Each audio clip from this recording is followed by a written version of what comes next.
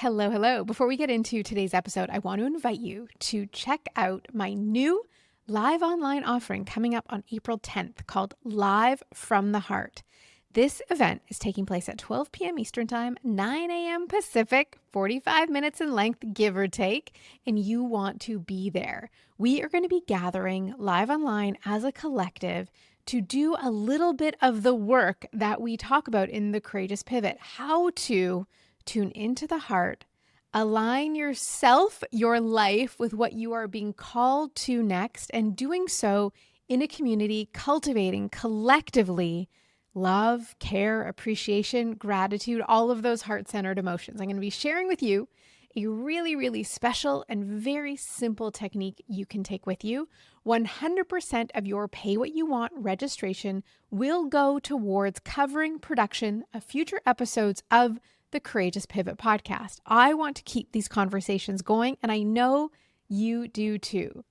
2 ways you can get on the list to register. You can go to courageouspivot.com and subscribe there to the podcast. You will get first dibs on registration, or you can go to meghantelpner.com/heart and secure your spot now. Space is limited because it is a live event. The recording will be reserved for those who invest in the full Rise and Shine offering, which you can do at checkout. So April 10th, 12 p.m. Eastern Time, set aside that time, 30 to 45 minutes, to join live as a collective community. I want to see your smiling face there, and there will be time at the end for those who have the time to join for any kind of Q&A you may have for me, for each other, for life in general. We are doing this now because it is needed. I know you're being called, I'm being called, we're all being called, but what does that mean? Let's explore that together. I will see you at Live from the Heart on Friday, April 10th at 12 p.m. Eastern Time. Cannot wait for you to join me. Now let's get to today's episode. Hello, my friends, and welcome back to the Courageous Pivot podcast. I'm your host, Meghan Telpner, and today I have another solo episode for you. If you haven't noticed yet, the solo episodes tend to come in little bursts of themes, usually because that is what is in my heart, in my mind, occupying my mind space as I sit at my loom weaving. But usually it's because it's something I'm noticing or observing repeatedly, or maybe because that's where my mind is, that's what I'm looking out for. So I have been talking, in my last solo episode, episode 35, was about this freedom myth, about what no one talks about with entrepreneurship. And those of you on my mailing list received an email I sent early March about this addiction to phones and how we need to, for lack of a better word, unphone our lives a bit more. And I'm going to be recording that as well as a solo episode. And this one, like the others, has just been percolating and circulating, and it is packaged with that theme. And ultimately, the message here with all of these is that if we are spending so much time focusing on what other people are doing, we lose our way. We lose our connection to ourselves and ultimately to the life we hope to be living. So with today's episode, it's something that has been getting louder in my mind when I go for walks, when I'm, again, weaving. And so I put it together to share with you. And this episode is really about what happens when we are so busy watching other people's lives that we forget to live our own. Before I get into this episode, I really want to invite you to subscribe at courageouspivot.com. That way you will get the episodes delivered to your inbox. It gives me a better understanding of who's out there listening, because when you create these podcasts, you're putting this information, this content, for lack of a better word, out into the ethers. And I don't know who's out there. Occasionally I get beautiful emails. I'll get a comment on an episode, or more recently, someone sent me this beautiful vest. It was part of a new business that she said was inspired by listening to this show. And that touched my heart. But ultimately today, what I want to talk about is this strange and uncomfortable truth that most of us are consuming at a rate that would be considered diagnosable if we applied it to food or alcohol or anything else we've come to accept as generally recognized as problematic. And I also want to talk about what's on the other side of all that. What becomes possible when you finally look up and start paying attention to where you've landed. You specifically. So first, the real. I despise the real. Those social media highlights are not real. The real is not real. And again, I touched on this in episode 35. The highlight reel is not someone's life. It is a curated, edited, filtered selection of moments that were deemed worthy of public display, likely to sell you on something, whether it be the perfect holiday, the put together outfit, the best workout, or the new program of whatever kind that you need to invest in or risk failure at whatever it is you're attempting to do. And I'd like to think at this point, we all know this. Intellectually, we do understand this, but here's the thing about the nervous system. The nervous system does not care what you intellectually understand. It responds on a sensory level to what it repeatedly sees, and it is all programming. As Carla Treadway said in her episode, we're all being propagandized to, and we might all be creating propaganda as well.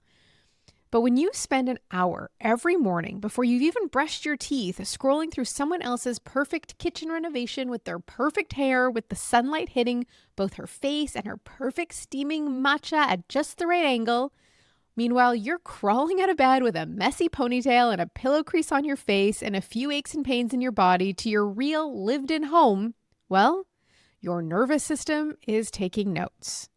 But here's the thing that gets me.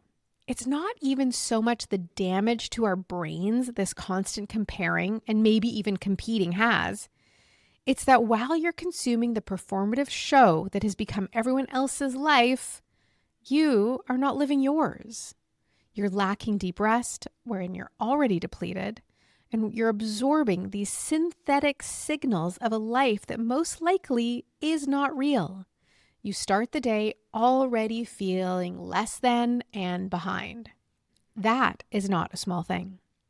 That is a daily compounding erosion of your own sense of self and possibility, a detraction from yourself, your heart, and your own inner wisdom.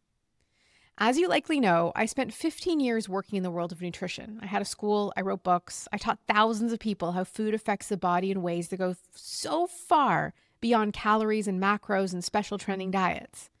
And one of the core things I always came back to was this: the body knows. Even when the mind is rationalizing, even when the marketing is convincing, the body keeps tabs on all inputs. Junk food gives you a hit. It's engineered to. The combination of fat and salt and sugar lights up the reward centers in your brain in a very deliberate way. And then, as we know, the crash and the cravings come. The fog, the regret, and ultimately the desire for more and more and more, even after you are technically, quote, full, because what you consumed did not actually nourish anything. It didn't really feed the need. Overconsumption of media and information, especially in these bite-sized clips designed to elicit a reaction, works exactly the same way. You get the hit, the dopamine, the ping of novelty. Oh, look at that. Look what she bought. Can you believe what he said? Or my favorite, which landed in my DMs, I can't believe you follow so-and-so. I can't believe that you're a... fill in whatever blank you want. And then you put the phone down and you feel, I don't know what the right word is. Empty is close, vaguely unsettled, like you looked for something and didn't find it, but can't quite remember what you were looking for. Distracted and disconnected from yourself, from your heart. Again, that inner knowing and wisdom we all have the capacity to access. The reason is because the inputs were synthetic. The need that sent you scrolling was real. The loneliness or boredom or hunger for connection or inspiration was completely real. But what you consumed could not meet that need. It just couldn't. It was never designed to. And fast fashion works the same way, right? You buy the thing, you get the bright little burst of, yes, this is the one, this will complete the picture, I'm done, I don't need to buy anything else. Then it arrives and it's fine. You hang it in the closet and within a week, it's kind of invisible. You don't even see it anymore because the thing was never going to give you what you thought it would. That was always the story you were sold. We are drowning in synthetic substitutes for real nourishment, and we wonder why we feel so terrible. I have come to believe, and I hold this pretty firmly, that we are meant to make things, to create. We are born creators, creative beings. I mean it in a very literal physiological sense. We are wired for creation. We are wired to take what is inside of us and bring it into form, to take what surrounds us and allow it to inspire what we create. A meal, a garden, a drawing, a conversation that actually goes somewhere, a piece of writing, a song you hum to yourself, a business that came from a real place in your heart. Dare we go paleo here? But creative endeavors back in the Paleolithic days, I think at least, maybe it was before that, I don't know, but that's not the point. The point is that it could only be taken on during times of abundance and safety. Doing creative work that brings us into flow signals to our nervous systems that we are safe. And this is truly the thing we are all craving. A sense of safety where we can heal. And a calm nervous system is essential for that to happen, no matter what ails us. When we are creating, something in us is alive and moving. There is a current running through. When we are only consuming, that current goes still. It can get lost entirely until we confuse the anxiety we feel in stillness or silence as the problem, not the gentle settling. And so we go straight back to distraction to avoid that withdrawal stage.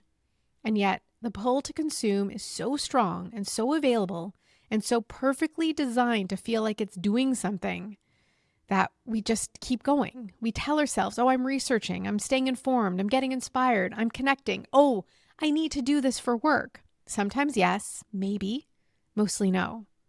Let me change course slightly. For me, it has been 3 years since everything changed in my business. In that time, I've been working on practicing patience, awareness, and working to tune in to the subtle whispers as they come. And it took me those 3 full years to find my way to this, to what I'm doing now. 3 years of following whispers that made no practical sense, of sitting with discomfort that had no clear resolution, of trusting something I could feel but not yet see, of having no idea what to say when people would ask me what I was up to. But these past 3 years were not empty. I was questioning everything about how I wanted to live day in and day out. And I braved the answers. And that is the part most of us are most afraid of, for good reason. It felt like every other month was another unpeeling, a new level of awareness, a new, more, really? This has to go too? When you get quiet enough, something answers. And sometimes what answers is inconvenient. Sometimes it asks you to let go of something you've built your identity around. Sometimes it asks you to go somewhere that makes no sense on paper. But what is also asking of you is to move towards more wholeness. It is in wholeness where we can find joy and happiness and calm, love, care, appreciation, the heart-centered emotions. And yet we are so bent on remaining distracted, on avoiding this inner truth. The perpetual noise, the scrolling and the streaming and the consuming keeps that voice just quiet enough, or keeps the other noise just loud enough that you don't have to reckon with what it's saying. And I think for a lot of people, that's not entirely accidental. For me now, a creative calling has taken over. It started small and quiet. I had resistance to it, to the identity of it, to who am I to do this? But mostly now, all I want to do is weave. Tapestry weaving, to be specific. I do believe we all have a creative calling, the thing that makes time feel like it's moving at a different pace, the thing that is not work, not in the way we normally mean that word, and also the most serious and committed kind of work you have ever done. I have it. I have it with weaving. I have it with this podcast. I have it with the particular way these two things live inside the same world for me. The making of physical things and the making of conversations that matter. An act of exploring what is in the heart that is wanting to emerge. And I will tell you what the scariest part is, at least in my experience, of stopping, quieting, of finding what your thing is. Because I think we assume the scariest part is the not knowing, is going into the unknown, the researching, the leaving things behind, the gap years of your soul. It's not, at least it wasn't for me. The scariest part is finding it and then acknowledging that you might actually also be terrible at it. Realizing that the outcome of the thing you are being called to do, the thing that feels like it could be the nutrient that has been missing from your life, well, that fear of failure creeps in. Because when you don't know what your thing is, failure is abstract. You can keep busy doing what you're already efficient and productive at. But when you find the thing, When you feel it land in your chest like something coming home, the stakes do feel enormous because, well, now you care deeply. And caring that much while also being a beginner is genuinely terrifying. I think a lot of people end up stopping here. Why upset the balance when you have a sure thing in place? Back to consuming more to a point of oblivious distraction. But we have to do it anyway. Not because we have conquered the fear. I know I haven't. I never did. In anything I was doing, I was always terrified. But we do it anyway because of the joy we get to experience in the process. We need to allow ourselves to enter an existence, a reality where the joy is louder than the fear. And that, I think, is the only real measure that matters. Am I coming from a place of joy when I'm doing this? Yes. Then I do it. UJ Ramdas, in his episode, said something I keep coming back to.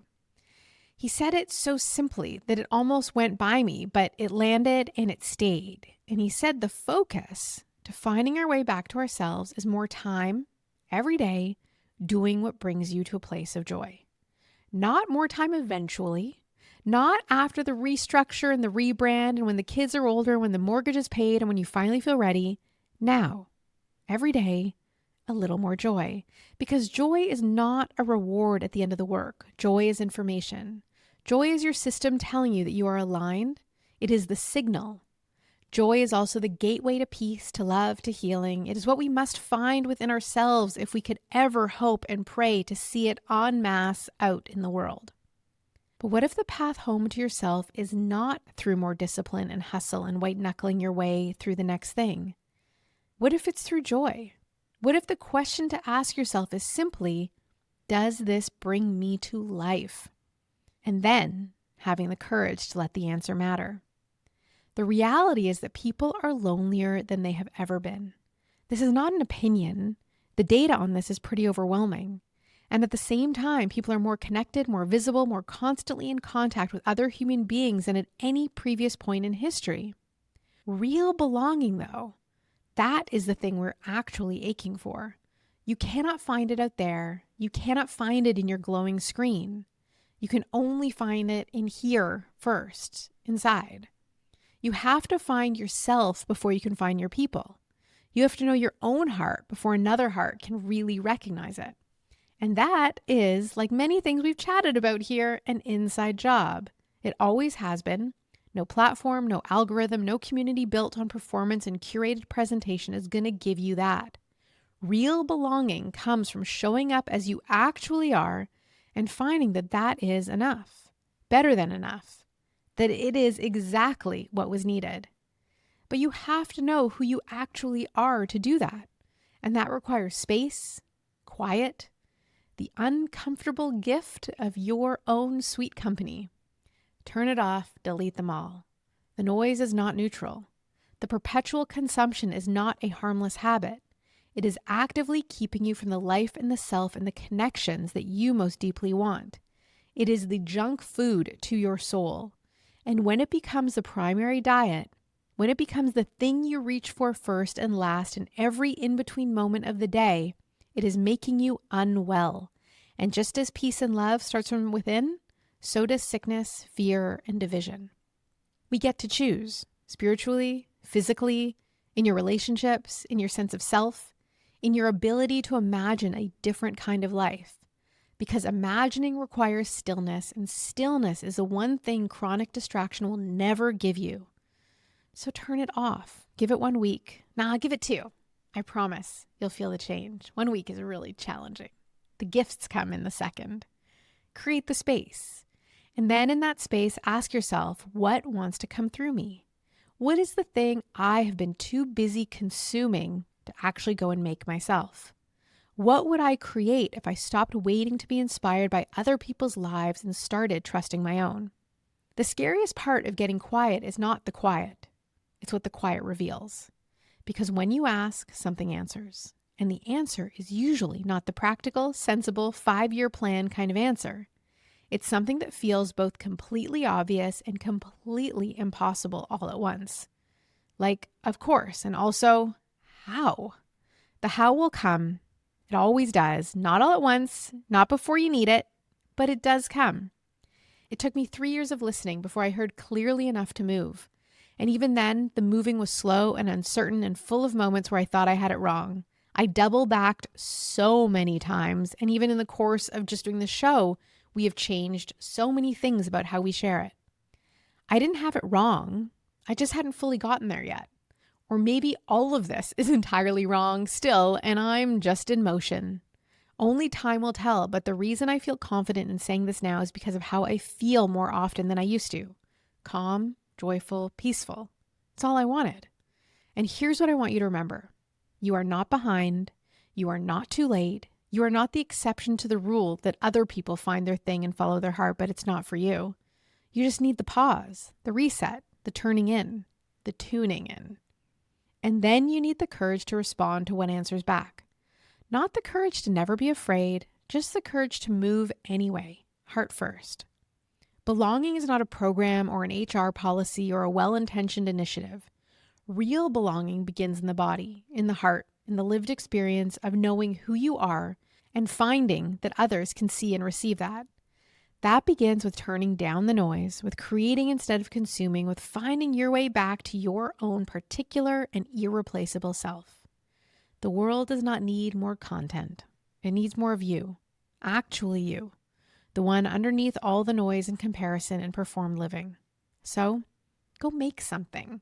Let yourself be terrible at it and keep making it and doing it anyway. I want to thank you as always for spending this time with me. If this landed for you, I would love to know. You can find me at courageouspivot.com.